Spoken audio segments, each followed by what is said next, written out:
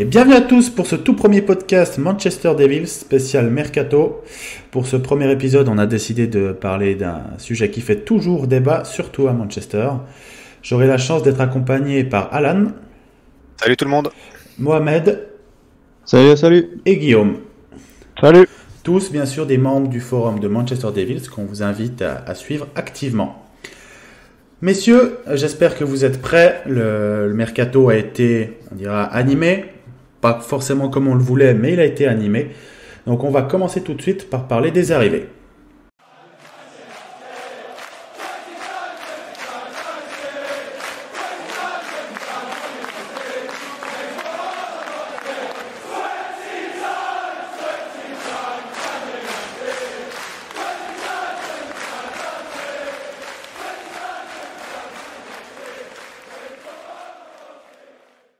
La toute première arrivée, c'était pas un transfert, c'était un retour de prêt qui était très attendu par une bonne partie de la communauté de Manchester United. C'est le retour de Dean Henderson, qui a quand même signé un contrat qui fait de lui un des 5 gardiens les plus payés de Premier League et en fonction des salaires des autres, sûrement un top 10 au niveau mondial. Il vient pour faire la concurrence ou prendre la place de David De Gea. Je vais commencer par Guillaume. Qu'est-ce que tu as pensé, toi, de son retour ? Est-ce que tu aurais préféré qu'il parte en prêt ? Est-ce que tu es content du contrat ? Est-ce que tu es content de la situation actuelle, en fait ? Moi, je suis plutôt satisfait. Je pense que De Gea était dans une zone de confort. Sous Mourinho, Romero jouait pas mal, notamment en Europa League, ce qui était vachement important, puisque Romero a été très bon, notamment en Europa League. Mais depuis que Solskjaer est là, il joue moins. Et du coup, je trouve que De Gea était pas mal dans une zone de confort. Donc, je pense que c'est bien de lui apporter un petit peu de concurrence, de lui montrer que effectivement derrière il y a quelqu'un qui pousse, qui a fait une très bonne saison l'année dernière en prêt, qui revient et qui signe un contrat longue durée avec un très bon salaire, ce qui envoie beaucoup de messages. Et je rappellerai aussi une époque un petit peu plus lointaine, à l'époque où De Gea est arrivé, justement. Ce que j'avais rappelé sur le forum, c'est qu'à l'époque, Ferguson avait mis De Gea en concurrence avec Lindegaard, et ça avait permis un petit peu d'élever les deux. Du coup, De Gea avait pris l'ascendant au bout d'un moment. Mais moi, je vois ça d'un très bon œil. En tout cas, le fait qu'ils soient tous les deux en concurrence, ça va permettre un petit peu de remuer De Gea, lui montrer qu'il est pas tout seul, qu'on a quelqu'un qu'on n'a pas payé cher entre guillemets, parce que au-delà du salaire, c'est quand même notre joueur. Donc on n'a pas pris quelqu'un pour le mettre en concurrence, on a refait venir quelqu'un de chez nous pour le mettre en concurrence, c'est pas tout à fait pareil.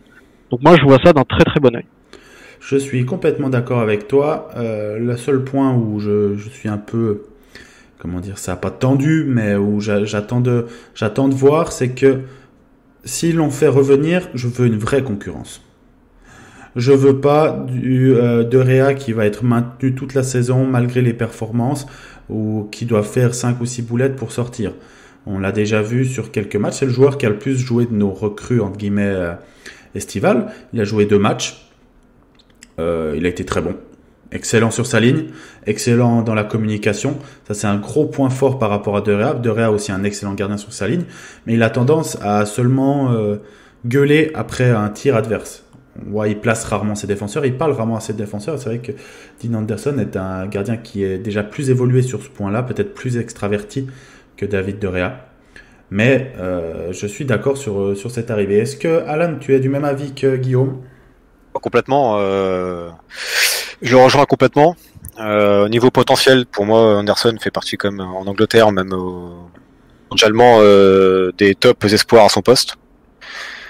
La mentalité, c'est pareil, quoi. C'est mentalité United. Il a un vrai leadership.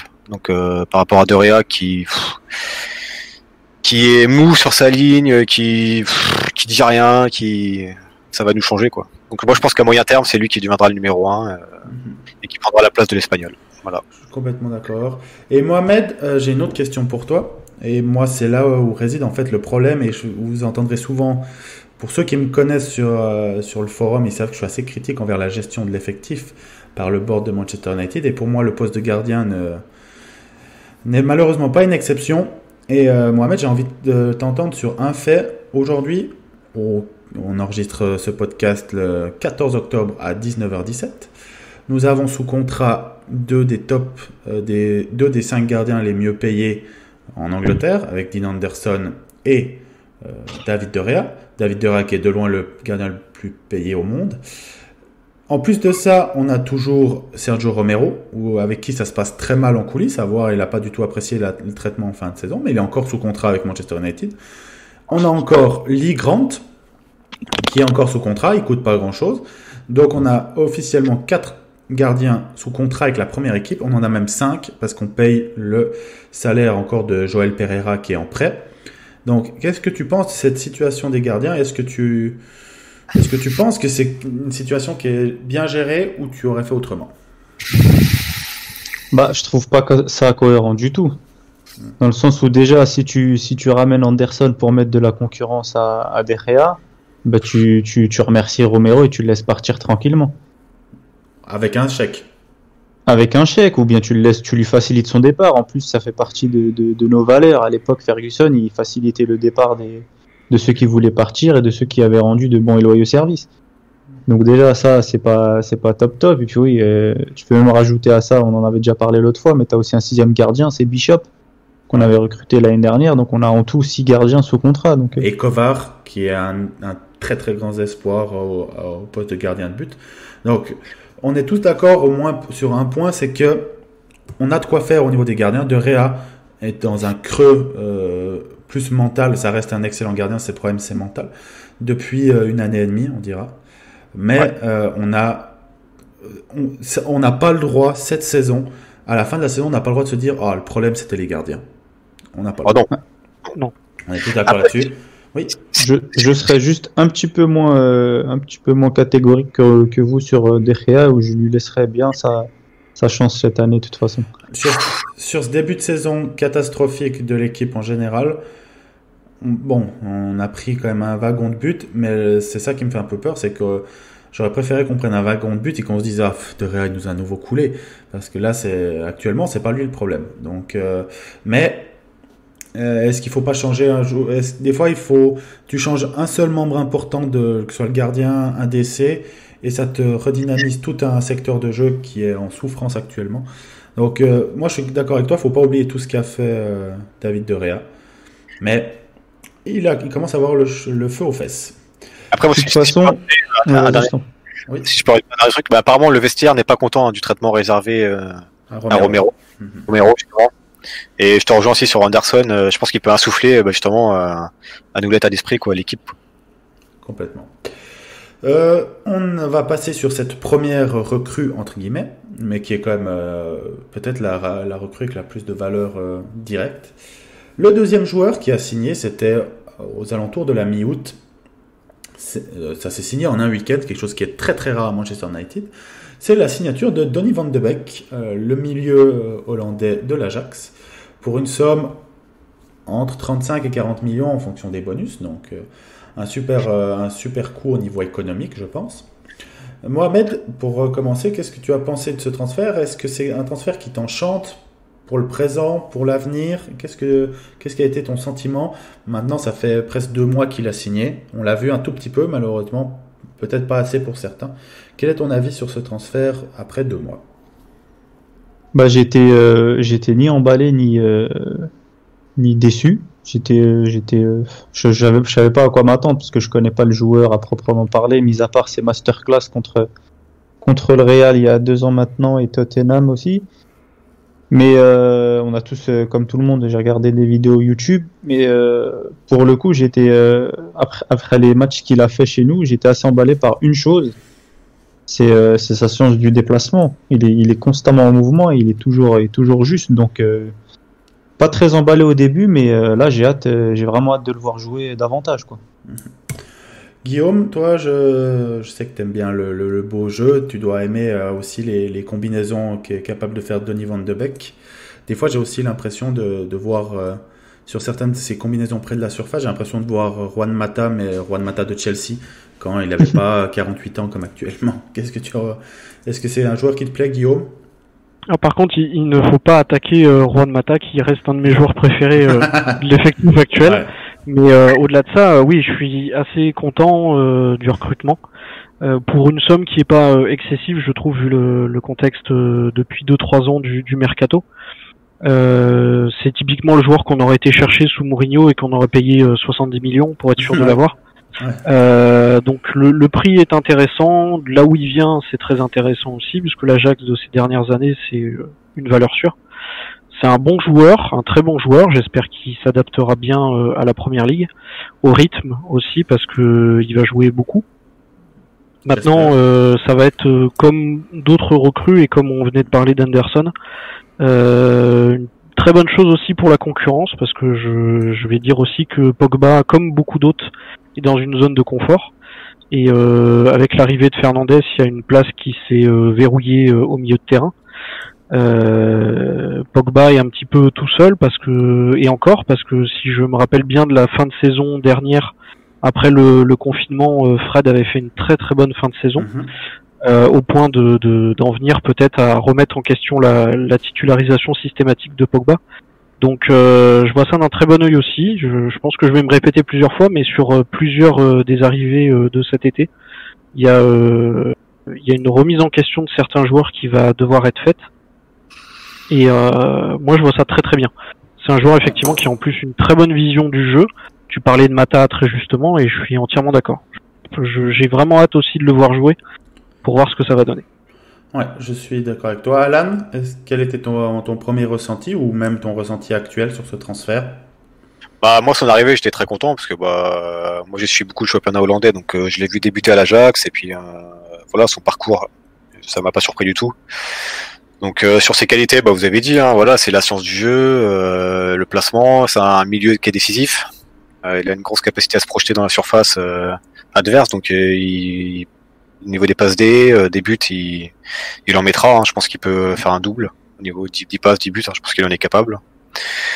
Après, ce qui m'inquiète, moi, c'est la gestion de Solskjaer, quoi. Qu'est-ce qu'il va en faire? C'est parce que je vois les matchs de Pogba qui est catastrophique, mais pourtant, il fait pas rentrer Van de Beek dans des bonnes conditions, en tout cas. Des bonnes conditions, ouais. Donc, c'est ça qui m'inquiète, quoi. C'est ce que va en faire Solskjaer parce que j'ai l'impression qu'il sait pas trop quoi en faire quoi. Donc pour aller dans ton sens, c'est vrai que moi d'ailleurs vous allez le ressentir sur ce podcast au niveau des arrivées. Je pose toujours la question sur ceux qui sont sur le forum, ils savent que je les saoule avec ça. Mais c'est quoi le plan sportif? Est-ce que Donny van de Beek est un bon joueur? Non, c'est pas un bon joueur, c'est un super joueur. C'est vraiment un joueur qui régale. Est-ce qu'un bon joueur est un bon transfert? Non, pas forcément. Est-ce que Donny van de Beek est un bon transfert? Je pense que oui, mais je maintiens, il n'y a pas de plan sportif sur le long terme. Et c'est pour ça que ce transfert pas me gêne. Mais s'il y a bien un seul poste où on n'avait peut-être pas besoin de renforcer, c'est sur un numéro 8. Parce que c'est vraiment le poste de Donny van de Beek. Ça veut dire qu'on avait Bruno, Pogba fait quand même partie des plans de Solskjaer depuis le Day One. Là, actuellement, moi, je suis un fervent supporter, on ira de Pogba. Je suis capable de dire quand il fait des mauvais matchs. Actuellement, il fait des mauvais matchs, mais c'est la première fois depuis qu'il y a Bruno où il a une vraie excuse de faire un mauvais match. C'est que il a eu le Covid, il a eu aucune préparation, et lui, ça se voit encore plus que tout le monde, parce que Pogba, sans ses qualités physiques, même s'il a des très belles qualités techniques, sans ses qualités physiques, ça devient un joueur lambda. Oui, carrément. Donc, est-ce que je suis content de l'arrivée de Donny van de Beek? Oui, je suis toujours content de l'arrivée d'un bon joueur. Mais on voit tout de suite. On voit sur les premiers matchs, ça fait quand même. Il est là depuis le premier match. Premier match contre Crystal Palace, il rentre à la fin, il marque. Après, il joue en coupe, ça a été difficile contre le Luton. Après, il joue contre Brighton. Non, il rentre 2 minutes contre Brighton, alors qu'on s'était fait complètement avaler au milieu de terrain. Il n'a pas joué. Et contre Tottenham, il rentre, le match est plié. On avait déjà pris 4, ou peut-être qu'on avait même déjà pris le 5e. Donc, ouais, puis il fait rentrer attaquant, ou il fait rentrer. Moi, ça ne passe pas, quoi. Faut le mettre au cœur du jeu, quoi. C'est là qu'il est le plus intéressant. Et ce qui me fait peur. Oui. Guillaume. Oui, j'allais dire surtout au-delà de ça, je sais plus qui parlait tout à l'heure de la gestion de l'effectif. Ce qui m'avait marqué aussi contre Tottenham, c'est que il fait sortir non pas Pogba, mais il fait sortir Bruno, qui faisait quand même un très bon match, qui avait marqué le penalty d'entrée. Et qui visiblement des bruits qu'il y a eu depuis le match a très très mal pris dans le vestiaire à la fin du match le fait d'avoir été sorti. Il y a ça effectivement une gestion de l'effectif qui est un petit peu bizarre. Il y a certains joueurs qui restent malgré les mauvais matchs. Le coach va faire tourner uniquement dans les matchs de coupe, alors qu'on sait très bien que c'est la mise d'habitude, c'est de faire tourner dans les matchs de coupe. Donc les joueurs qui sont tous les week-ends en Ligue des Champions, enfin toutes les semaines en Ligue des Champions ou le week-end en championnat, ne sont jamais remis en question. C'est un petit peu étonnant. Je trouve que c'est un petit peu étonnant.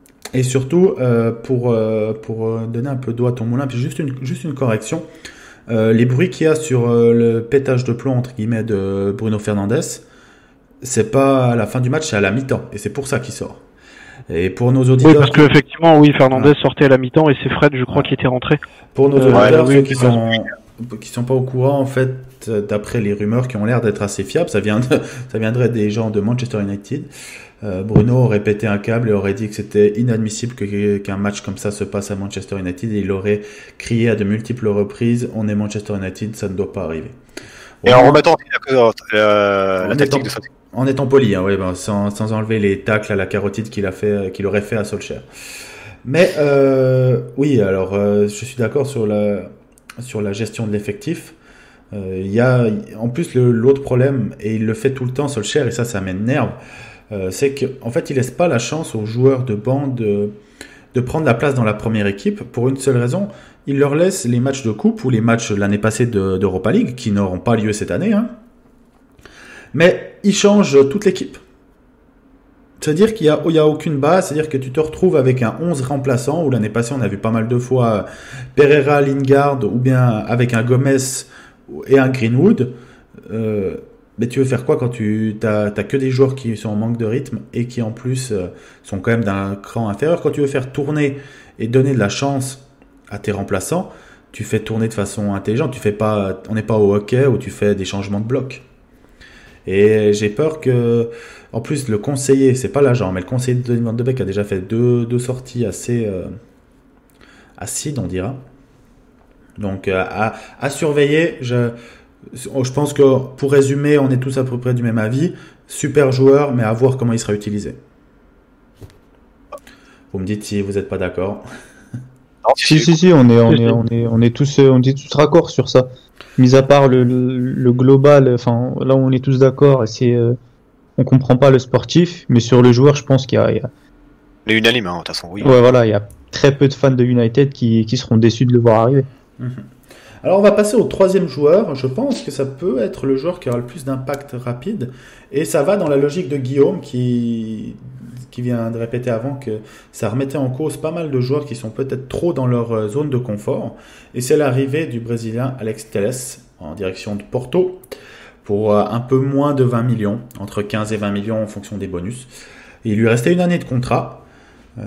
Super joueur, et en plus il vient d'être élu meilleur joueur du championnat portugais. On a dans notre effectif les deux derniers meilleurs joueurs du championnat portugais, avec Bruno Fernandes et Alex Telles. Alan, est-ce que tu es content de cette signature? Oui, quand tu vois le match chaud contre Tottenham, tu peux être que content, hein. Donc et puis voilà, ça va nous changer quand même. Il a des stats offensives qui... Ouais, c'est un vrai ailier moderne. Un vrai latéral moderne. Ouais, qui vont faire rougir les nôtres, hein, on peut le dire. Donc oui, très content. En plus, c'est quand même un garçon qui est quand même déjà assez âgé, hein. Il a 28 ans, je crois. Il va avoir 28 ans, ouais. Et qui a déjà eu comme des expériences à l'étranger ratées, il me semble. Donc je suis assez optimiste sur lui, parce que je pense qu'il a une maturité et je pense qu'il arrive au bon moment. Mohamed, ton avis sur l'arrivée de Telles? Alors clairement, c'est le joueur qui m'emballe le plus sur ce mercato. Quand je vois Luke Shaw, malgré ses entre guillemets bonnes saisons, les deux dernières, mais ouais, clairement Luke Shaw pour moi c'est clairement le gars qui est sur un fauteuil. Donc et puis Telles, pourquoi je suis emballé? c'est surtout pour ses centres en fait. On a des arrières, que ce soit Wan-Bissaka, Dalot qui centrait pas mal quand même, mais Wan-Bissaka, oui. Williams, Shaw, très peu de centres. De qualité, ouais. Luke Shaw, je crois, c'est 1 ou 2 passes décisives en je sais pas combien d'années, ou un ou 2 buts. Je me rappelle plus des stats exactes, mais en tout cas, c'est famélique. Alors que là, t'as Telles qui va clairement manger le couloir. Défensivement, c'est pas l'assurance tout risque d'après ce qu'on lit à droite à gauche, mais offensivement, en tout cas, moi, j'ai vraiment hâte de le voir. Guillaume, toi, est-ce que tu as été content? Je vais plutôt t'axer sur un point. Je pense qu'il va être en concurrence et risque de prendre la place de Luke Shaw très rapidement. Est-ce que tu n'as pas peur avec Telles qui est un joueur qui est dans le top 5 des latéraux offensifs, mais par contre, il laisse des boulevards derrière. Est-ce que tu n'as pas peur il sera sur le côté gauche, avec Maguire qui malheureusement devrait jouer à droite, mais il joue à gauche parce qu'on n'a personne pour faire jouer à gauche. Donc avec Maguire en couverture, entre guillemets, sur ce côté gauche, est-ce que tu n'as pas peur des montées d'Alex Telles et de laisser des boulevards en contre-attaque? Oui et non. En fait, je pense que du coup, c'est aussi à tous les joueurs de savoir se placer. On a un football aujourd'hui en Europe qui est assez offensif quand même. On a des latéraux qui montent très haut. Ouais. C'est aux joueurs qui sont derrière de rester à leur place, de prendre la place des latéraux quand ils montent et de savoir couvrir justement, de jouer leur jeu peut-être un petit peu plus et tout. À Maguire et puis aux autres de savoir le faire. Au gardien aussi de justement qui peut avoir ce rôle aussi de dire attention, faites attention, jouez leur jeu, machin, tout ça. C'est vraiment aux 3-4 qui vont rester derrière de savoir prendre le relais. Si je prends par exemple Matic aussi qui va jouer milieu défensif, il peut justement rester au niveau de la ligne médiane et tout. Ça me fait peur et ça me fait pas peur. C'est-à-dire que sur le principe, non, parce que je me dis que bah voilà, c'est à chacun de faire attention, pas se faire avoir dans le dos et tout, et que ça parte ensuite très très vite avec des adversaires qui pourraient être assez rapides. Et ça me fait peur aussi dans le sens où bah on n'a pas les joueurs les plus rapides du monde derrière, donc voilà, je sais pas te donner une vraie réponse tranchée. T'as une vraie réponse suisse, quoi. Je suis très content de Telles et tout. Maintenant, après, voir, on l'a pas encore vu jouer, donc j'aurais peut-être eu des éléments de réponse à te donner si on l'avait vu jouer. Non, je suis content. J'attends de voir parce que c'est un très bon joueur, comme vous l'avez dit. Et comme je disais aussi au début, ça va lui aussi, comme Pogba, comme Derrea, peut-être bouger un petit peu Shaw qui est là depuis des années. Moi, très clairement, Shaw, j'aurais voulu qu'il parte cet été. Je pense qu'on est arrivé au bout du bout parce que tous les ans c'est la même chose. On le voit super fit, machin, tout ça sur Instagram et tout. Tout le monde se dit oh là là, cette année il va tout bouffer. Et puis finalement c'est lui qui se bouffe tout seul au bout de 15 jours, 3 semaines. Donc enfin moi voilà, j'étais très content quand il est arrivé de Southampton. Et aujourd'hui, voilà, à un moment donné, faut arrêter. Sinon, Shaw, ça va se transformer en Jones, ça va se transformer en Lingard, c'est-à-dire qu'ils vont avoir un très très bon salaire. Comme maintenant déjà. Très bien, voilà, déjà c'est déjà le cas effectivement, mais ils vont être très bien. Et le problème, c'est que si nous on les met sur le banc, qui vont vouloir partir, il y aura personne pour prendre le salaire derrière. Ouais. Et on donc, on est en train de se diriger sur la même chose avec Shaw, qui est beaucoup trop tranquille. Pendant très longtemps, je me suis dit Telles viendra jamais parce que c'est pas parce qu'il y a des rumeurs et tout, parce que honnêtement, il a un poste où on prend pas de risque à prendre quelqu'un d'autre. Finalement, il est venu, donc je suis très content et j'attends de voir. Je suis d'accord avec toi. Alors moi, j'ai comme je t'ai dit une immense crainte, c'est que sur ce début de saison, on a un jeu qui est catastrophique. Que ce soit notre attaque, parce que tout le monde parle de la défense parce qu'on prend un wagon de goal, mais il faut savoir que notre jeu offensif, on est avant-dernier au nombre de shoots, cadrés, avant-dernier en termes d'expected goal, pour ceux qui comprennent cette statistique. Bref, on est très faible. Au milieu de terrain, on n'a en fait, on n'est pas un collectif actuellement. On a des joueurs qui sont dispersés sur le terrain, c'est tout. Bref. Et ce que je veux dire par là, c'est que on a beaucoup moins le ballon que ce qu'on avait même l'année passée à la même période. L'année passée, quand on perdait, c'était généralement on prenait 2 contre. Là, actuellement, sur les 3 premiers matchs, les 3 fois, on s'est fait dominer. Même si contre Tottenham, bon, avant le carton rouge, on avait déjà pris la marée. Hein. Il y a Bailly qui fait 2 fois des tacles, Salvatore qui nous sauve. Mais après, le carton rouge fausse la suite du match. Donc, on aura moins le ballon. Il faudra être plus fort physiquement, défensivement. Et comme tu l'as très bien dit, j'ai très peur de Alex Telles à gauche, qui est pas très rapide. Shaw est plus rapide que Telles, si jamais. Shaw est meilleur défenseur que Telles. Par contre, Shaw n'a pas 1% du jeu offensif de Telles. Mais c'est-à-dire qu'on aurait Telles à gauche, on aurait Matic, qui est très lent. Devant lui, Bruno, il défend pas des masses. Pogba, il défend pas des masses. Rashford, il défend pas du tout.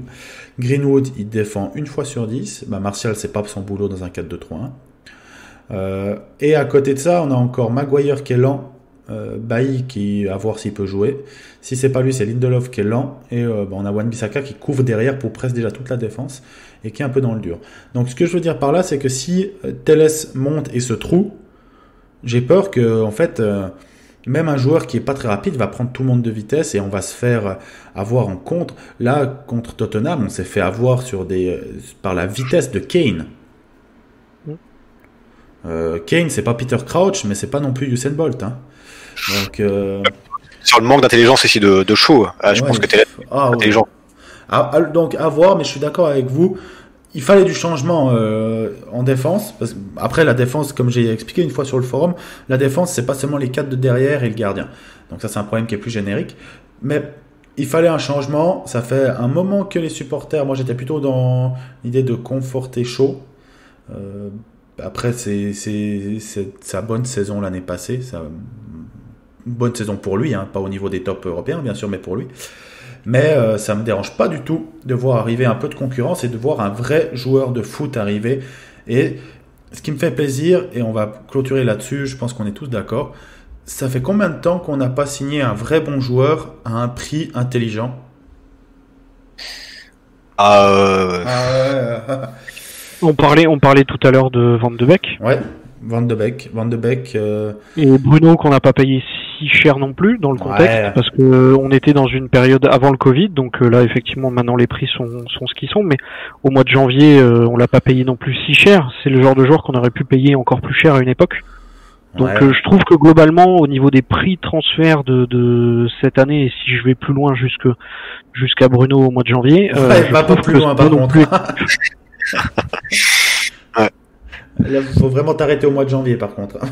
Oui, non, mais justement, je trouve que depuis que Solskjaer a la main sur le mercato, c'est plus raisonné. On est moins dans des transferts disproportionnés avec des joueurs qu'on paye 10, 15, 20% de plus cher que sa valeur pour être sûr de l'avoir. Et puis finalement, on se rend compte derrière qu'on était les seuls dessus, donc il n'y avait aucune nécessité d'aller payer des prix exorbitants, quoi. On est d'accord.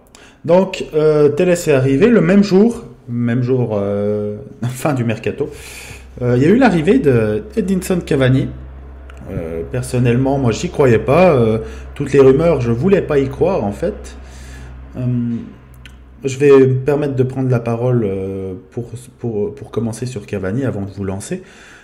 Cavani qui signe pour 10 millions de salaire, plus 10 millions de primes à son agent, qui est son frère, comme par hasard. Je vais prendre la même rhétorique qu'avec Van de Beek. Est-ce que Cavani est un bon joueur ? Donc là, j'ai déjà plus de doutes parce que la vraie phrase, c'est est-ce que Cavani était un bon joueur ? Et ça, il faut être fou pour dire que Cavani n'était pas un bon joueur. Le problème, c'est quand tu regardes la globalité du mercato offensif, parce que on parle beaucoup de la défense parce qu'on a pris l'eau sur ce début de saison, mais l'attaque est aussi catastrophique que la défense sur ce début de saison, et même sur la fin de l'année passée. Quand on regarde le match contre Séville, c'était notre meilleur match sûrement sur la fin, mais on regarde aussi le match de coupe contre Chelsea, le match contre Copenhague, le match contre Leicester, le match contre West Ham. Ça, c'est les derniers matchs de la saison passée. C'était déjà pas beau à voir. Et donc, on signe Cavani. Et je comprends pas. En fait, je vais vous expliquer. Pour moi, c'est notre seul recrue offensif, donc c'est un échec. Mais c'est pas un échec parce qu'on signe Cavani. c'est un échec parce qu'on signe aucun ailier droit. Et que c'est notre seule recrue offensive. Par contre, Hashtag Sancho. Hashtag Sancho, exactement. Ou hashtag n'importe quel directeur sportif aurait trouvé un vrai ailier droite quand tu savais dès mi-mars que tu allais payer 120 millions pour Sancho. Bref. Non, un vrai, j'ai dit. Donc, par contre, si tu prends en termes de transfert pur, si tu regardes pas la globalité, tu regardes juste le transfert de Cavani. Je trouve qu'on paye un peu cher, mais bon, bref. La prime à l'agent surtout. Mais bon, c'est les lois du marché, malheureusement, actuellement. Aujourd'hui, on a pris Cavani. Je pense que Martial reste le numéro 1. Bon, là, il a pris 3 matchs de suspension, mais il reste le numéro 1. Et en gros, avec le départ d'Igalo à la fin du mois de janvier, Igalo qui a fait une bonne début de saison avec nous au mois de janvier, et depuis le confinement, oh là là, c'est terrible. Donc en gros, on remplace, on passe de Martial Igalo à Martial Cavani, et là, c'est quand même une énorme plus-value. C'est quand même un joueur qui pourra essayer d'apprendre certaines choses. J'espère aussi à certains de nos joueurs, à un gars comme Martial ou même Rashford, qui a tendance trop à baisser la tête et abandonner. Mais j'espère aussi que Greenwood lui apprendra comment finir devant le but. Mais c'est une super affaire. J'ai juste un questionnement principal. C'est quel joueur on va récupérer. Si c'est le Cavani d'il y a 2 ans, or c'est un énorme oui. Là, si c'est le Cavani de cette année, c'était pas terrible. Il s'est quand même blessé gravement. Il n'a pas fait un entraînement collectif depuis fin mars. Il n'a pas rejoué depuis début mars c'était face à Lyon. Donc, quel Cavani on va avoir? Il va avoir 34 ans au mois de janvier. Il n'a pas le physique de Ibrahimovic. On ne peut pas comparer ça à Ibrahimovic. Donc, j'ai des doutes, mais je sais que c'est un transfert qui divise en fait beaucoup. Et il y en a beaucoup qui sont un peu dans mon état d'esprit. Dire Cavani seul recrue offensif, c'est un échec, mais Cavani est un bon joueur. Et je vais lancer directement Guillaume, qui je sais apprécie grandement l'Uruguayen. Ouais, moi je suis très content sur le. Alors je vais quand même tempérer mes propos. Je suis quand même sceptique effectivement sur le fait qu'il n'a pas joué depuis plusieurs mois. Mais sur le joueur en lui-même, c'est un joueur pour moi que je trouve exceptionnel.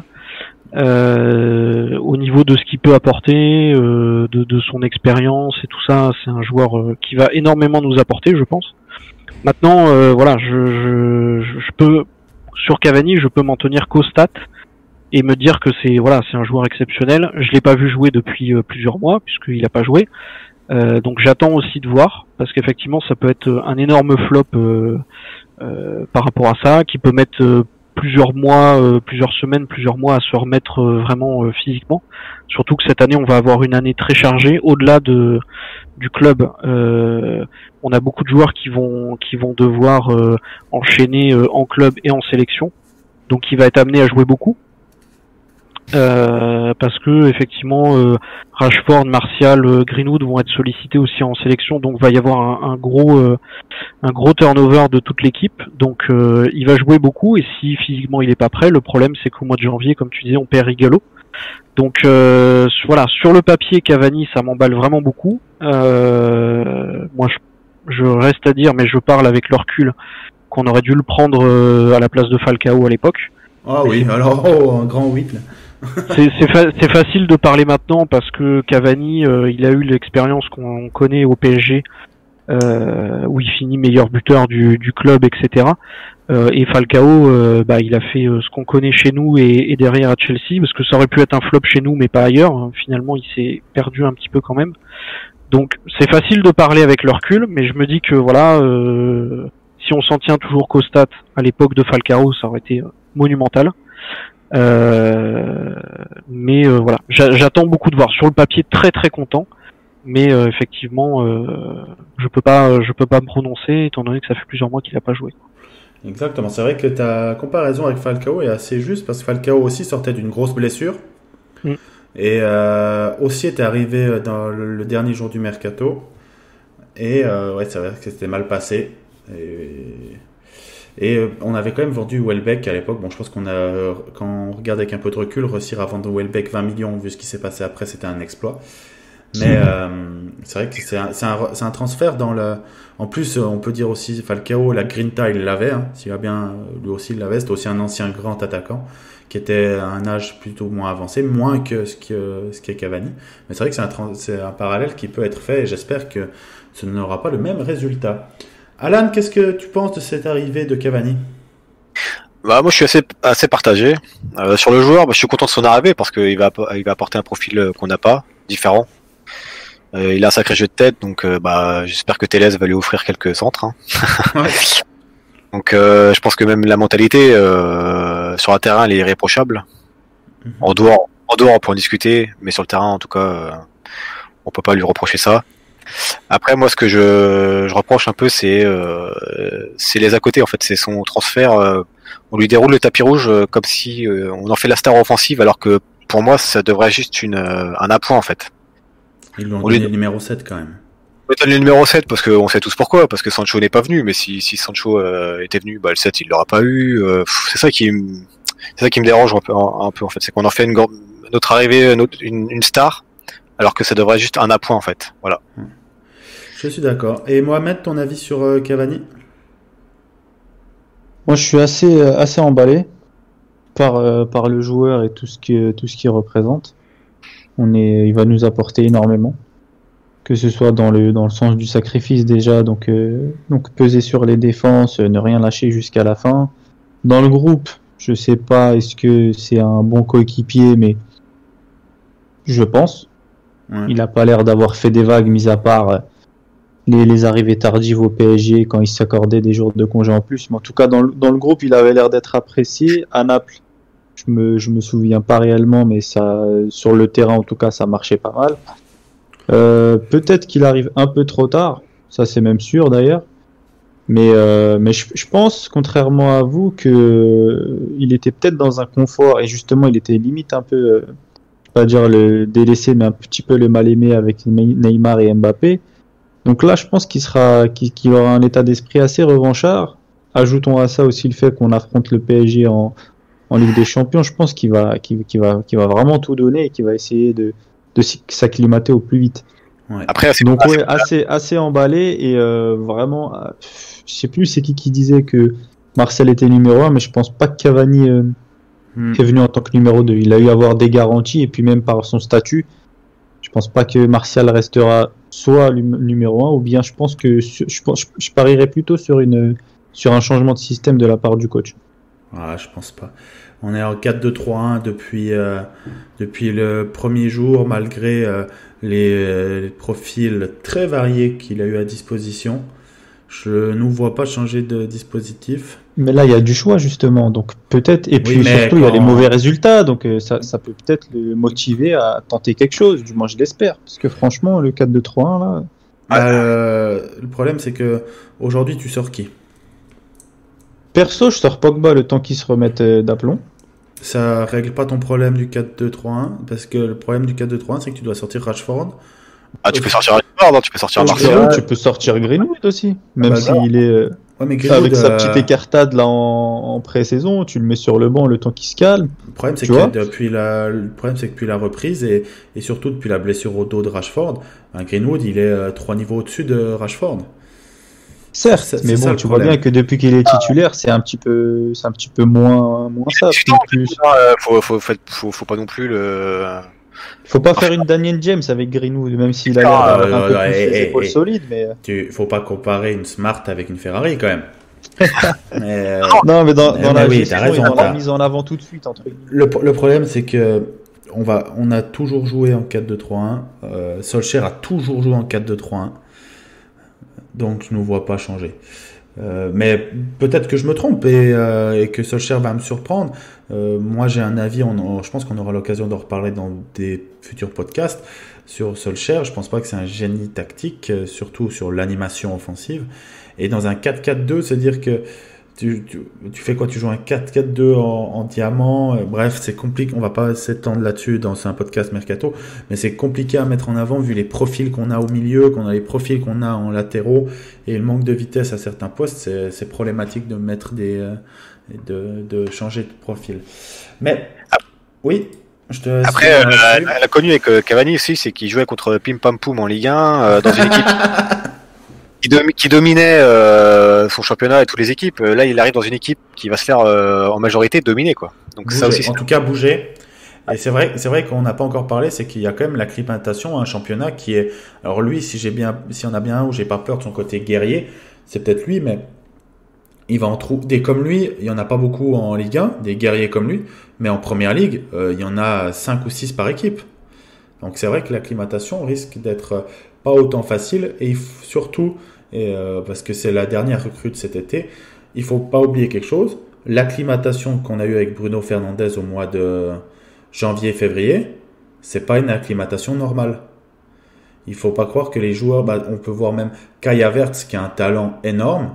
Les débuts à Chelsea sont compliqués. Et c'est un talent il n'y a rien qui met en cause son talent. Mais c'est pour ça qu'il faudra être, j'ai un peu peur, c'est qu'il va falloir être patient. Mais on a un calendrier jusqu'à mi-novembre qui est dantesque. Donc ça, on a fait le tour des recrues qui vont avoir un impact, on dirait entre guillemets, cette saison. On a signé quand même encore 2 jeunes. On va pas pouvoir énormément parler de ces 2 joueurs parce qu'ils ont quasiment très peu joué, quasiment pas joué en pro. On a signé Facundo Pellistri et Amad Traoré ou Amad Diallo, les deux se disent. Donc moi j'ai l'habitude de dire plutôt Traoré. Donc un de Penarol et Penarol, je pense que les Uruguayens doivent me tuer pour la prononciation, et un Amad Traoré qui vient de l'Atalanta mais qui n'a joué que 24 minutes en pro. On a quand même payé 10 millions pour Pellistri et on a payé 25 plus, en fonction des sources, plus 10 ou plus 15 millions de bonus à l'Atalanta pour Amad Traoré. Je vais pas vous demander votre avis sur les joueurs parce que c'est très difficile. Moi-même, j'ai vu jouer Facundo Pellistri 2 fois par hasard. Vu que je suis beaucoup le sport américain, ça m'est arrivé de tomber en attendant des matchs de NBA, de tomber sur des matchs et je l'ai vu jouer 2 fois, donc je peux pas donner un avis là-dessus. Et Amad Traoré, aucune personne peut dire qu'il l'a vu jouer à part s'il regarde les jeunes ou des vidéos YouTube. Donc est-ce que vous êtes plutôt sur le type de transfert? Je vous demande pas sur ces transferts-là, sur ces joueurs-là en particulier, mais est-ce que vous êtes emballé par ces transferts de jeunes promesses à des prix quand même assez élevés? Je vais commencer par toi, Guillaume. Est-ce que toi, c'est des transferts que tu trouves bien sentis? C'est un petit peu toujours pareil, c'est-à-dire que là du coup on peut pas trop se prononcer pour l'instant. Si ça devient de tous les deux des futurs ballons d'or, on va dire qu'on les a pas payés cher. Et puis si finalement c'est des flops, on va dire au final on les a pas payés si cher, donc c'est pas très grave. Sur le principe de recruter des jeunes et d'essayer de les former autre qu'à l'académie, c'est une très très bonne chose. Ouais. Si je prends par exemple un Sud-Américain qui a fait une très bonne carrière chez nous, qu'on n'avait pas payé très cher et que personne connaissait, je vais faire le parallèle avec Chicharito par exemple, même si les postes sont pas du tout les mêmes, mais sur le principe, Chicharito, je pense que personne chez les supporters ne le regrette, bien au contraire, il est peut-être même parti un petit peu tôt. Donc voilà, je peux pas trop me prononcer, je suis très content sur le principe de se dire on n'essaye pas de recruter que du Cavani qui a 33 ans. On teste aussi des plus jeunes. Si ça marche, tant mieux. Si ça marche pas, Pellistri, on l'a pas payé cher. Traoré, par contre, c'est les bonus qui sont plus importants parce qu'on est de mémoire, on est à 21 millions de transferts secs et ça peut aller jusqu'à 20 millions en plus de bonus. Donc ça peut monter au-delà de 40 millions, ça peut faire pas mal. Voilà, on parlait tout à l'heure de Van de Beek ou de Telles qu'on n'a pas payé cher. On peut avoir le contre-exemple avec Traoré, qui si finalement on fait un flop mais que les bonus sont activés, ça peut faire très cher. Je suis d'accord avec toi, de toute façon on va pas pouvoir épiloguer. Je vais vous donner un peu juste mon avis. Alan Mohamed, vous me dites si vous êtes d'accord. Moi je suis pour recruter des joueurs en dehors du centre de formation, même si on a le meilleur centre de formation d'Angleterre. Par contre, je trouve que chaque transfert doit être fait dans une juste séquence, à un bon moment, et je suis pas d'accord sur l'arrivée de Traoré et de Pellistri. Je mets en aucun doute, j'ai aucun doute sur leur talent, en fait, parce que je peux pas le mettre en question. Traoré, il a l'air très fort sur des vidéos YouTube, et Pellistri, je l'ai vu 2 matchs, je peux pas, en plus il n'était pas titulaire le deuxième, donc il était rentré 20 minutes. Bref, je peux pas avoir un avis. Par contre, ce qui me gêne, c'est que ça me fait beaucoup penser à des transferts de joueurs comme Rodrigo, qui avait signé au Real, ou Vinicius, ou Régnier, dernièrement qui ont signé au Real, ou même des Halilovic à l'époque du Barça, ou des Renato Sanchez, ou des Jude Bellingham, ou même chez nous, des Angelo Henriquez, pour ceux qui se rappellent, le Chilien, ou des Lialic et Tozic. Mais quelle est la différence entre tous ces transferts-là? Le temps de jeu. Non. Bah, c'est vrai que chez nous, il n'y a pas beaucoup de succès au niveau des jeunes, quoi. Sur Alors, ce qu'on achète. C'est pas ça, c'est pas là-dessus que je voulais en venir. C'est surtout que où je voulais en venir, c'est que quand on signe Lialic et Tozic, sauf erreur, on a encore CR7, on a Rooney, on a Berbatov, bref, on a des joueurs offensifs. Quand le Real ils achètent Rodrigo, ils ont Bale devant. Quand ils achètent Vinicius, ils ont Ronaldo. Quand ils achètent Régnier, ils ont Modric, Kroos et compagnie. Halilovic, quand il signe au Barça, il y a Iniesta qui est devant. Renato Sanchez, c'était le milieu du Bayern. Je peux pas vous dire à l'heure actuelle, aujourd'hui, j'ai pas fait la recherche de savoir qui était devant, mais c'était de toute façon du lourd, c'était le Bayern. Et Jude Bellingham, qui signe cet été, ce printemps, on dira, à Dortmund. Il y a du monde au milieu. Ils ont de quoi faire au milieu, déjà entre Emre Can, Witsel et compagnie. Donc, c'est des joueurs qui viennent pour être des paris très chers. Rodrigo, c'est aussi 40 millions, hein, sauf que Rodrigo, c'est 40 millions secs, hein, c'est pas de bonus. Et c'est un joueur, par contre, qui était aussi quand même bien plus coté que Traoré, c'était le plus gros talent de sa génération.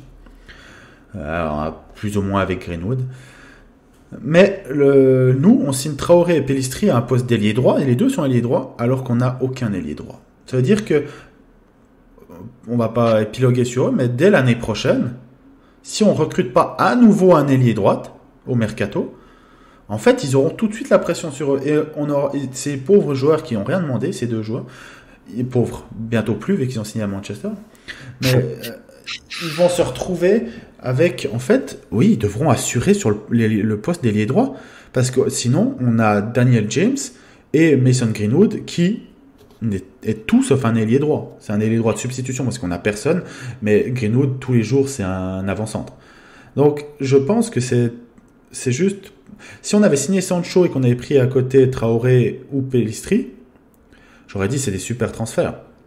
Mais là, on les envoie un peu au lourd. Je sais pas brièvement, si vous pouvez me donner votre avis sur ce que je viens de dire, Alan ou Mohamed. Bah, moi, si tu veux un avis, Pellistri, bon, déjà, j'en ai pas. Hein. Ouais. Après, je me demande si vraiment le club l'a suivi ou si vraiment ils ont quitté Forlan à l'aveugle. Donc, moi, c'est Daniel James, par exemple. Daniel James, on a écouté aveuglément Geeks. Ouais. Après, Traoré, moi, j'ai quand même pas mal d'attentes avec lui. Je lui fais confiance pour apprendre un maximum à côté de Gasperini jusqu'en janvier. Hein. Parce que après, je pense qu'avec Solskjaer, il va beaucoup moins apprendre. Donc après, ouais, c'est dur de donner un avis. Hein. On verra bien. On verra bien. Est-ce qu'il y a quelqu'un Oui. Ouais, je vais juste donner mon avis. La question de base, c'était qu'est-ce qu'on pense de ce type de transfert-là. Donc, c'est toujours intéressant de signer des jeunes joueurs. Bien sûr, en les ayant scoutés un petit peu en amont. Donc, apparemment, c'est le cas. Ce qui me dérange, et là, je pense que là, c'est une bonne transition pour passer au bilan, c'est qu'on se réveille alors que Pellistri allait signer à Lyon et Amad Traoré sont prêts à Parme à capoter. Donc, on les suit, mais au final, on se bouge trop tard. Ouais, c'est vrai. T'as bien raison, t'as fait une belle transition, t'as fait mon travail, mais on va juste parler brièvement des départs entre deux, parce qu'il y a quand même eu quelques départs.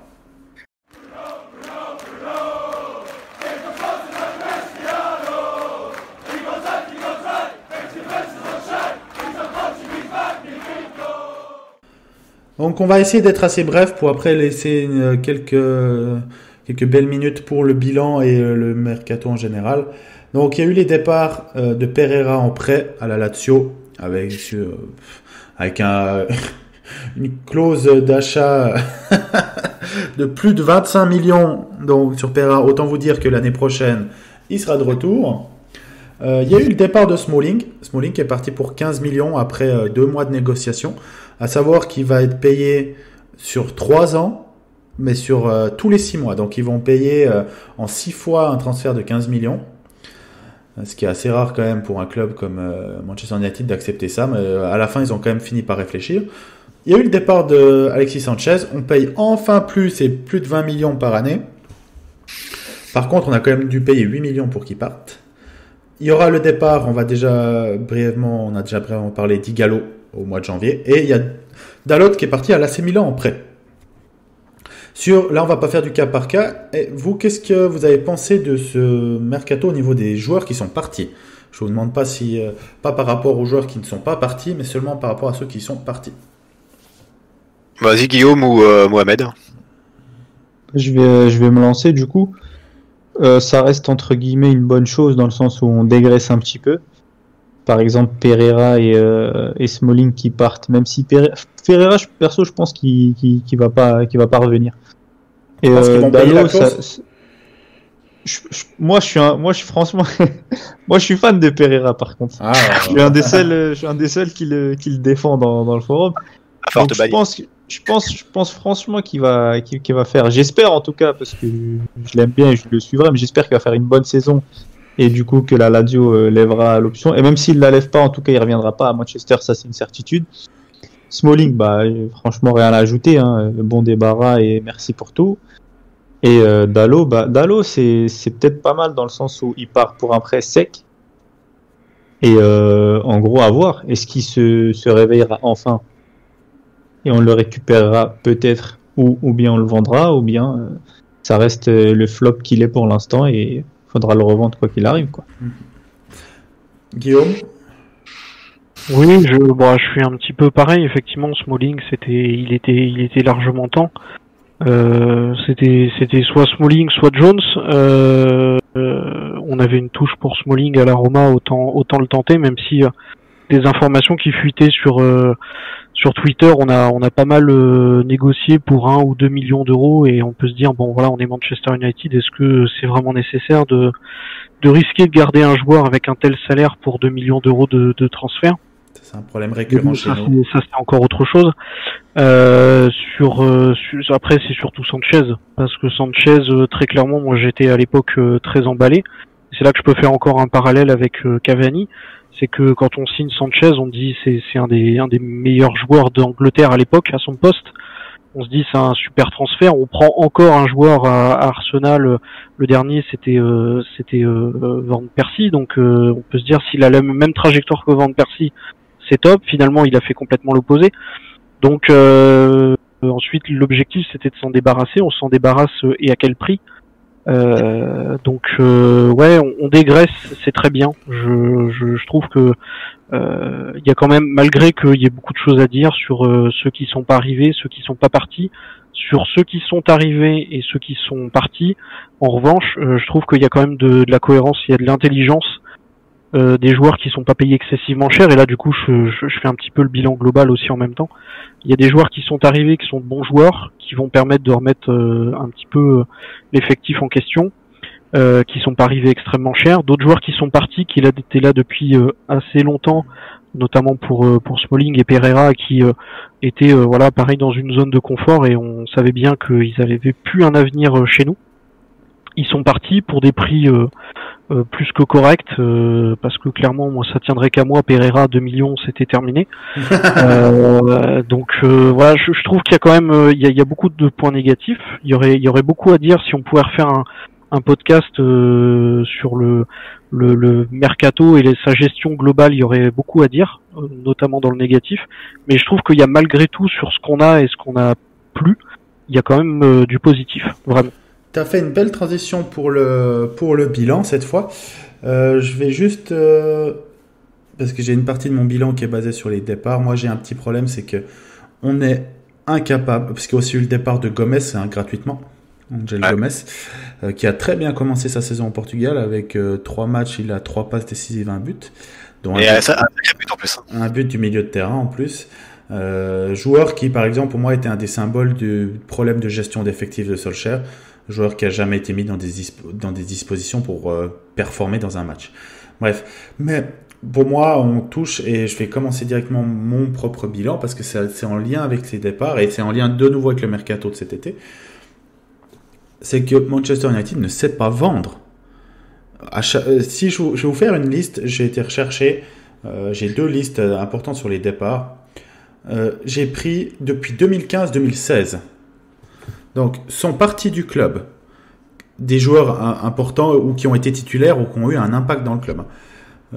Smalling, Darmian, Ashley Young, Marwan Fellaini, Blind, Herrera, Sanchez, Gomez, Rooney, Ibra, Evans, Chicharito, Nani, Van Persie. J'ai pris cette liste-là. Pour tous ces joueurs, ça en fait 14. Total des ventes. Est-ce que j'ai cité Gomez? J'ai même pas cité Gomez. Oui, j'ai cité Gomez, pardon. Total des ventes, 50 millions. Pour 14 joueurs, alors oui, il y en a ceux qui étaient plus âgés, comme Rooney et Ibra. Oui, il y en a ceux où Sanchez, on a dû... Sanchez, ça aide pas parce que ça fait moins 8 millions vu qu'on a dû payer. Mais il y a quand même des joueurs... Smalling, quand on le vend, c'est un des meilleurs défenseurs de Serie A. Blind, c'est le seul transfert qu'on a réussi à revendre. Sinon, tous les autres, c'est quasiment rien. Et ça fait 50 millions pour 14 joueurs qui ont été des joueurs importants. Et puis, j'ai même pas cité Valencia, qui est aussi parti libre. Ça fait 15 joueurs pour 50 millions. C'est pas possible. C'est pas possible. Vous pouvez prendre la liste de Chelsea, j'ai déjà fait sur le forum, vous pouvez le voir. Ils vendent des joueurs qui sortent de leur centre de formation, qui ont fait 4-5 prêts, que vous avez jamais entendu parler, ils arrivent à les vendre 5, 10, 15 millions. Nous, on n'arrive même pas à vendre Gomez, qui était un de nos plus grands talents sur les 5 dernières années de l'académie, qui a été un peu éclipsé par Greenwood, parce que Greenwood est une étoile filante, on dira. Mais Gomez est aussi un sacré joueur à l'académie. D'ailleurs, l'année passée, avec les jeunes, les U23, c'était sûrement le meilleur joueur, avec... Garner aussi, qui est parti en prêt cet été à Watford. Bref, et il y a aussi un autre problème qui est cette fois plus général et un peu moins cette année. Le foot est en pleine inflation complète depuis 2010, on dirait. Mais pendant ce temps-là, on a réussi à perdre de l'argent sur des joueurs qui ont fait moins de 2 ans chez nous. Il faut citer quelques joueurs qui ont fait moins de 2 ans chez nous et sur qui on a perdu de l'argent. C'est-à-dire que Depay, il a fait une seule année, on a perdu 18 millions. Schneiderlin, il a fait une seule année, on a perdu 12 millions. Di Maria, il a fait une seule année, on a perdu 12 millions. Lukaku, il a fait 2 ans, on a perdu 10 millions. Schweinsteiger, il a fait une année, on a perdu 9 millions. On peut aussi rajouter Darmian, on a perdu 16 millions. Mais là, lui, il a fait plus long, il a fait 4 ans. On peut pas, à mon avis, être Manchester United. Et on voit même le Real, le Barça ou la Juventus, qui sont les meilleurs pour ça, ou Chelsea, ou même City. Ils arrivent toujours à rentabiliser leurs pseudo-échecs, ou les jeunes du centre de formation qui arriveront à rien, qui n'arriveront pas à percer avec eux. Ils arrivent toujours à les rentabiliser. Mais Manchester United, on n'y arrive pas. Je sais pas ce que ça fait partie du bilan complet, que ce soit dans le sens des arrivées ou des départs. Ça manque de cohérence, ça manque de... Quand tu vois qu'on chipote pour 1 million pour Smalling, je vais te reprendre aussi un exemple qui est parlant pour moi, même si beaucoup l'ont oublié. C'est Darmian qui devait être vendu 1 an avant à Parme 10 millions. On refuse, on le vend l'année d'après 3 millions. Et il a fait tout le banc toute l'année. Même des fois pas tribune. C'était même pas le banc, il était même pas dans le groupe. Donc il y a vraiment un manque de cohérence globale. Et ça, c'est propre au board, à nos dirigeants. C'est vrai qu'on a un problème, c'est avec nos jeunes. C'est vrai qu'Antoine a raison, quoi. Nos jeunes, il y en a beaucoup qui partent en fin de contrat. Angel Gomez, c'était un de nos plus gros cracks de l'académie depuis X années. Il part libre. On voit Liverpool qui vend Brewster 25 millions. Le comparatif, il fait mal, quoi. Complètement. T'as aussi il y a justement un argument pour appuyer ce que tu dis. Je sais pas si vous vous rappelez, mais il y a eu une vague de départ là chez les jeunes. Il y a eu au moins 15 ou 20 joueurs qui étaient en fin de contrat et qui ont tous été libres et qui n'ont pas été prolongés ni vendus. Ouais. Ça, c'est un problème pour moi aussi de la vente. Vu que je suis lancé, je vous permets aussi de faire mon petit bilan de ce mercato et de la gestion de l'effectif. Et après, on passera sur chacun. vu que j'ai été lancé. Pour moi, les ventes, c'est pas possible. Il y a aussi un autre problème, c'est que Manchester United est incapable de signer un joueur s'il y a de la concurrence. On voit si vous pouvez voir Haaland, vous pouvez voir Bellingham, vous pouvez voir Thiago Alcantara, vous pouvez voir Reguilon. Tous les joueurs qu'on a signés, c'est des joueurs on est seul dessus. Tous. On fait plus. C'est clair. Hein. Ça c'est clair. Et puis il y a un autre problème, c'est que pour les transferts des arrivées, depuis l'été passé, si je prends en une année, où on était activement en négociation. Je parle pas des rumeurs Foot Mercato ou Daily Mail ou Daily Star qui nous envoient 15 joueurs par jour. Je vous parle des sources de tier 1, genre Fabrizio Romano. On était en contact très avancé avec Dybala, alors que Dybala n'a jamais voulu venir chez nous. On a poussé l'année passée pour justement de l'échanger contre Lukaku. On a été très en contact l'année passée, l'été, avec Bruno Fernandes. On a réussi à dire dans les médias que comme quoi on rigolait de cette rumeur, bien sûr, hein, on y croit, 6 mois plus tard il était chez nous. On a préféré ne pas le signer parce qu'il était trop cher et pas assez performant pour son prix. Ça c'est qu'il a fait signer à Tottenham de son propre aveu le club. On est chaud. On a aussi été en négociation active avec Thiago Alcantara, on lui a proposé un contrat. Il est parti à Liverpool. Jude Bellingham, il est venu visiter nos installations. Il a signé à Dortmund. Haaland, il est venu visiter nos installations. Il a signé à Dortmund. Reguilon, on était en négociation avancée. Il a signé à Tottenham. Sancho, on a été en négociation pendant 2 mois. On n'a même pas fait une offre. Même pas une. Et Gabriel aussi, qui a signé pour finir à Arsenal, qui a préféré rejoindre le projet sportif d'Arsenal, d'après ses termes. Donc, c'est dire qu'en fait, il y a trop d'échecs. Alors, c'est pas toujours à cause du board. Mais Evra, si vous avez eu la chance d'écouter son long, c'est pas un interview, sa longue vidéo. Monologue. Son long monologue, merci. En pleine nuit, on voit que c'est un joueur qui est blessé parce que on peut tous critiquer Evra, surtout sur sa fin de carrière. Mais c'est un des seuls sur cette planète qui se préoccupe encore vraiment de Manchester United et de ce qu'était Manchester United. Et il a dit quelque chose de très juste. À l'époque de Ferguson et Gill, c'est surtout Gill là qui manque sur ce point-là. C'est pas le problème, c'est plus dans l'achat que dans le coaching actuellement, à mon avis. C'est que quand on avait une cible prioritaire, on y allait, boum, on achetait. Et c'était fait.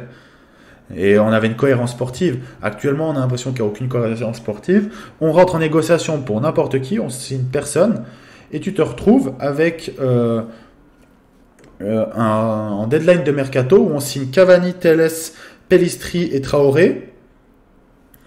Et les 4, on aurait pu les avoir 1 mois et demi avant. Bah carrément. Et les 4, on aurait pu les avoir pour le début de championnat et on n'aurait peut-être pas commencé, ça aurait peut-être pas tout changé, mais on serait pas peut-être à 3 matchs, 3 points et qu'on se fasse dominer de la sorte et ça aurait peut-être relancé le groupe. Bref, si je peux juste rebondir sur ce que tu dis, on peut même aller plus loin dans le sens où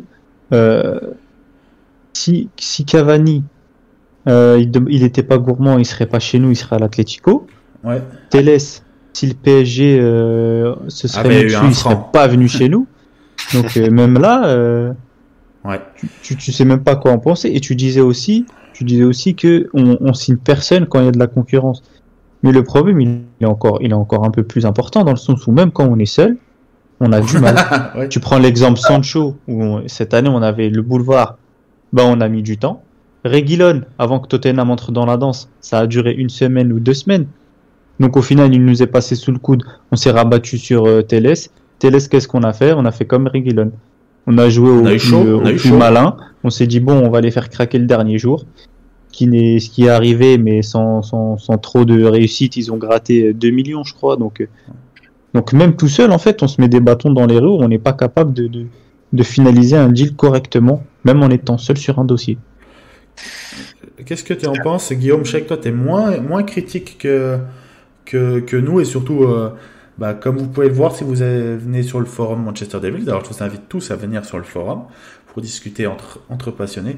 Moi, je suis quelqu'un d'extrêmement critique envers le board et je n'accepte pas que la médiocrité que tout le monde fait des erreurs.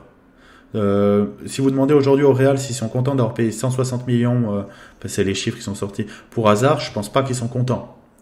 Mais tu peux pas enchaîner les échecs, que ce soit dans les ventes, parce que là, on n'a même pas encore parlé de la gestion des contrats, parce qu'entre-temps, depuis depuis l'arrivée de Solskjaer, quand même, on a quand même on a donné un contrat de 5 ans à Phil Jones, à plus de 6 millions l'année. On a aussi donné un contrat de 3 ans à Mata, qui jouait déjà quasiment plus, pour aussi plus de 6 millions. On a aussi, comme je dis, De Gea, Anderson qui sont dans le top 5 des mieux payés en Angleterre. On a aussi donné à Rashford et Martial 14 millions chacun. C'est plus que Kane, c'est plus que Agüero. C'est presque faudrait voir maintenant avec le renouvellement de contrat de Aubameyang, mais c'était plus qu'Aubameyang. Vous avez tout dit, hein. Y a pas grand chose à rajouter. De toute façon, la cohérence sportive, il y en a pas, quoi. De toute façon, à partir du moment où on envoie des banquiers conclure les transferts, il y a un problème, hein. C'est même pas la cohérence sportive, là, c'est la gestion des transferts. De toute façon, c'est de la compétence, quoi, sont déjà. Oui, c'est ça. Et j'ai limite envie de dire que la médiocrité est devenue une norme chez nous maintenant. Donc, parler de médiocrité, Antoine, malheureusement. C'est vrai que on parle pas beaucoup de Matt Judge, mais bon, je pense qu'il est quand même pire. Il est quand même à blâmer, lui. Alors, le problème de base, je vois beaucoup des Glazers out. Le problème, c'est qu'il faut comprendre, il faut arrêter avec ce hashtag parce que c'est les propriétaires, donc ils partiront jamais.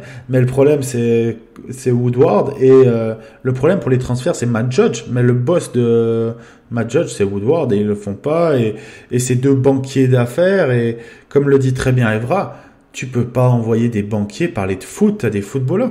Aujourd'hui, Evra, il l'a très bien dit, même les joueurs ne veulent plus de notre argent. Tellement on est du ridicule. Et si on regarde tous les transferts, c'est quoi le dernier bon transfert qu'on a fait au bon prix? Parce que Fernandes, c'est quand même 70 millions avec les bonus, hein. C'est quand même c'est le prix d'un assez conséquent, hein. C'est le prix d'un surtout 6 mois après, donc ouais. C'est le prix d'un De Bruyne, donc ok, on met une astérix sur Bruno Fernandes qui était un super transfert dans l'apport, mais on l'a quand même payé cher. Mais sinon, les bons transferts, ça fait des années qu'on n'en fait plus. On n'achète pas bien, on vend pas bien, on renouvelle pas bien. Le dernier, franchement, il y a quelqu'un, et j'ai un nom là, c'est peut-être Mkhitaryan qu'on paye, je crois, 35 ou 40, qui sort d'une très grosse saison à Dortmund. Ouais.